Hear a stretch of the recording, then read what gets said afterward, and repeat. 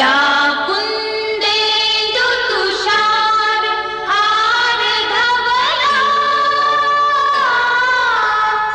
या शुभ्रवस्त्रावृता।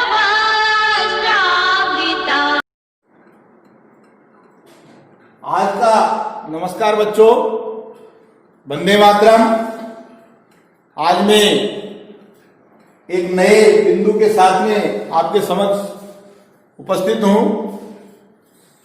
और वो बिंदु है केंद्र सरकार के संदर्भित विभिन्न अंग, जिसमें व्यवस्थापिका, कार्यपालिका और न्यायपालिका ये शासन के प्रमुख अंग माने गए हैं।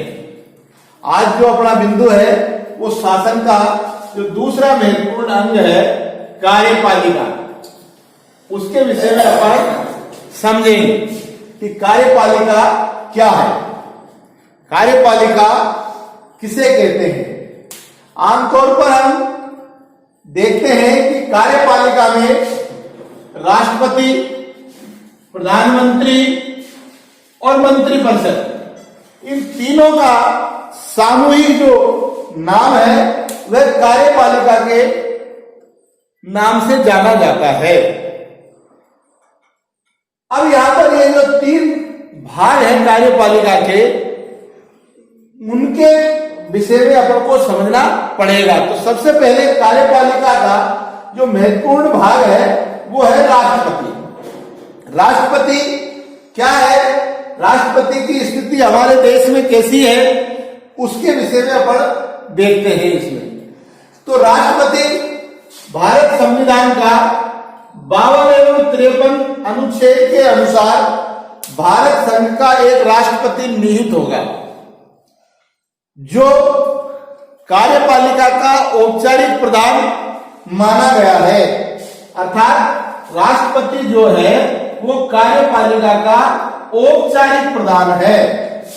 संविधान में उसको औपचारिक प्रधान माना गया है, जबकि प्रधानमंत्री कार्यपालिका का वास्तविक प्रधान होता है।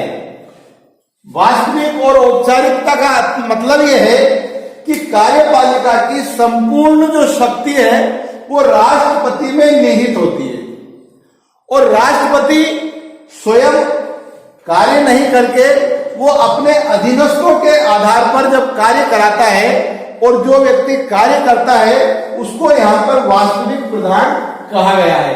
इसलिए शासन की संपूर्ण शक्ति राष्ट्रपति के नाम से प्रधानमंत्री के द्वारा उसका संचालन किया जाता है। इसलिए प्रधानमंत्री को वास्तविक प्रधान माना गया है और राष्ट्रपति को औपचारिक प्रधान माना गया है। भारत में जो शासन व्यवस्था है वो संसदात्मक शासन व्यवस्था अपनाया गया है। जैसे कि ब्रिटेन की शासन व्यवस्था और भारत की शासन व्यवस्था समान है, इसलिए भारत के राष्ट्रपति की स्थिति वैसी ही है हमारे देश में जैसी ब्रिटिश सम्राट की ब्रिटेन में। ब्रिटेन के सम्राट और भारत के राष्ट्रपति दोनों की स्थिति शासन में समकक्ष मानी गई है। अब राष्ट्रपति बनने के लिए व्यक्ति के लिए कौन कौन सी योग्यताएं होनी चाहिए, कौन व्यक्ति भारत का राष्ट्रपति बन सकता है, इसके लिए सबसे महत्वपूर्ण जो बातें हैं वो हमको ध्यान में होनी चाहिए। सबसे पहले तो वह भारत का नागरिक होना चाहिए। कौन व्यक्ति राष्ट्रपति बन सकता है, जिसके पास भारत की नागरिकता हो। दूसरा है वह व्यक्ति जिसने 35 वर्ष की आयु पूर्ण कर रखी हो, अर्थात 35 वर्ष की आयु वाला व्यक्ति राष्ट्रपति पद का उम्मीदवार हो सकता है। और तीसरी जो योग्यता है कि वह व्यक्ति लोकसभा का सदस्य बनने की संपूर्ण योग्यताएं पूर्ण करता हो, अर्थात वो किसी भी संसद के सदन का सदस्य बन सकता हो, ऐसी योग्यता उसमें होनी चाहिए।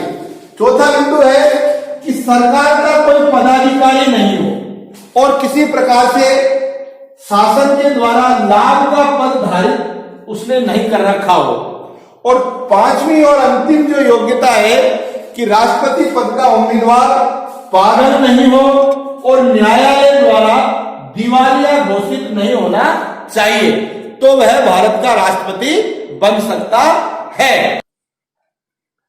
अब अगला भाग है राष्ट्रपति के निर्वाचन प्रक्रिया, अर्थात योग्यता के बाद में जो व्यक्ति राष्ट्रपति का उम्मीदवार होता है उसका निर्वाचन कैसे होगा। निर्वाचन प्रणाली अन्य लोकसभा या राज्यसभा के सदस्यों का निर्वाचन अलग प्रकार से होता है और राष्ट्रपति का चुनाव एक अलग प्रकार से होता है।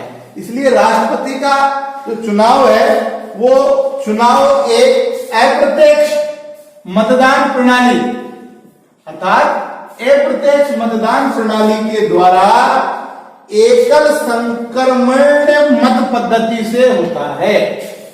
अर्थात एकल संक्रमण मत पद्धति का प्रयोग किया जाता है राष्ट्रपति के निर्वाचन प्रक्रिया में। अब ये एकल संक्रमण मत पद्धति क्या होती है इसको अपन आगे समझेंगे, जिसकी संपूर्ण प्रक्रिया निम्न अनुसार होगी। इसमें दो भाग होंगे, एक अप्रत्यक्ष निर्वाचन प्रणाली और दूसरा एकल संक्रमण मत प्रणाली। तो अप्रत्यक्ष निर्वाचन प्रणाली तो इसलिए कहा गया है कि राष्ट्रपति का जो चुनाव है वो सीधा प्रत्यक्ष जनता के द्वारा नहीं किया जाता है, जनता के प्रतिनिधियों के द्वारा राष्ट्रपति का निर्वाचन होता है, इसलिए इसको अप्रत्यक्ष निर्वाचन कहा गया है। तो अप्रत्यक्ष निर्वाचन प्रणाली का एक निर्वाचक मंडल गठित होगा और उस निर्वाचक मंडल में जो गठन होगा वो इस प्रकार से होगा, उसके सदस्य ये व्यक्ति होंगे। तो पहला है संसद के दोनों सदनों के निर्वाचित सदस्य।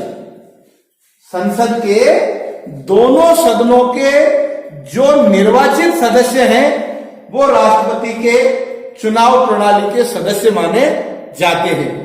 दूसरा है राज्य विधानसभाओं और संघीय शासित प्रदेशों अर्थात केंद्र शासित प्रदेशों की जो विधानसभाएं हैं उन विधानसभाओं के भी निर्वाचित जो सदस्य हैं वो राष्ट्रपति के निर्वाचन प्रणाली के सदस्य माने जाते हैं, अर्थात मतदान प्रक्रिया में भाग लेने वाले व्यक्ति माने गए हैं, इसलिए इनको अप्रत्यक्ष निर्वाचन प्रणाली कहा गया है। दूसरा बिंदु आता है इसमें एकल संक्रमण मत पद्धति क्या है।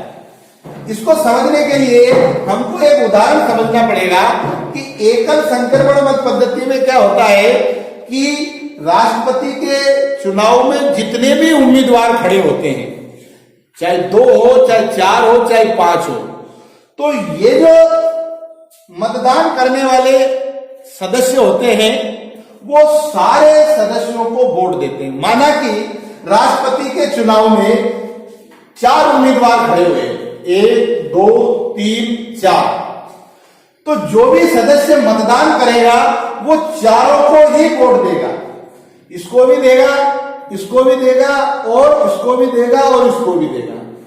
जब एक व्यक्ति चारों उम्मीदवार को वोट दे रहा है तो फिर निर्णय कैसे होगा।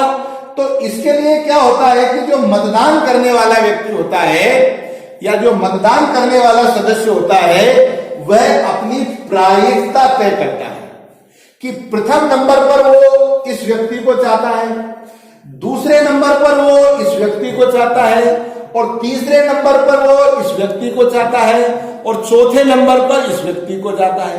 तो यह क्रम निर्धारण की जो प्रक्रिया है उसको हम एकल संक्रमण पद्धति के रूप में जानते हैं। अब इसमें क्या होता है कि उपयुक्त सभी सदस्य कौन से, ये जो निर्वाचक मंडल के जो सभी सदस्य हैं वो राष्ट्रपति का चुनाव एक विशेष मत पद्धति के द्वारा करते हैं जिसको हम एकल संक्रमण पद्धति कहते हैं। मतदान प्रक्रिया गुप्त रहती है, गुप्त मतदान के द्वारा होता है। अब चूंकि निर्वाचित उम्मीदवार के लिए यहां पर एक न्यूनतम कोटा प्राप्त करना अनिवार्य होता है, क्योंकि सभी व्यक्ति सभी उम्मीदवारों को वोट दे रहे हैं, तो जो व्यक्ति निर्वाचित होगा उसको न्यूनतम कोटा प्राप्त करना होगा, अर्थात उसका जो मत प्रतिशत है वो एक निश्चित प्राप्त उसको करना होता है, जो किस प्रकार से ज्ञात होता है। तो न्यूनतम कोटा ज्ञात करने का जो सूत्र है वो ये है कि दिए गए वैध मतों की संख्या, यानी जितने भी मतदाता होते हैं उनमें से जितने वोट पड़े, वैध वोट, पढ़ने वाले नहीं, जो सही मत पत्र है उनकी संख्या बटे निर्वाचित उम्मीदवारों की संख्या। कितने व्यक्ति चुनाव लड़ने के लिए खड़े हुए हैं, क्योंकि सबको सब व्यक्ति वोट दे रहे हैं तो सबको समान वोट मिलेंगे संख्या बल के हिसाब से, लेकिन प्रायिकता में अंतर आ जाएगा और उसमें फिर हम 1000 का भाग दे देते हैं। इसके बाद जो संख्या आएगी वो राष्ट्रपति के मतों का मूल्यों का निर्धारण करती है। इसलिए ये एक प्रक्रिया के द्वारा राष्ट्रपति का निर्वाचन होता है। अब इसके बाद में अब आप देखिए, आज के अपने इस वीडियो में अपन ने सर्वप्रथम पढ़ा है कार्यपालिका।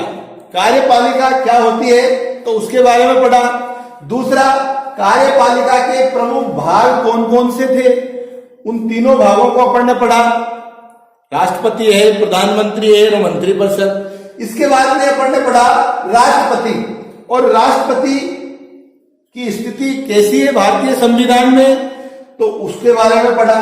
दूसरा, राष्ट्रपति बनने के लिए कौन कौन सी योग्यताएं होनी चाहिए, तो राष्ट्रपति की योग्यताएं पढ़ी। और फिर तीसरे बिंदु में अपन ने राष्ट्रपति के निर्वाचन प्रक्रिया को समझने का प्रयास किया।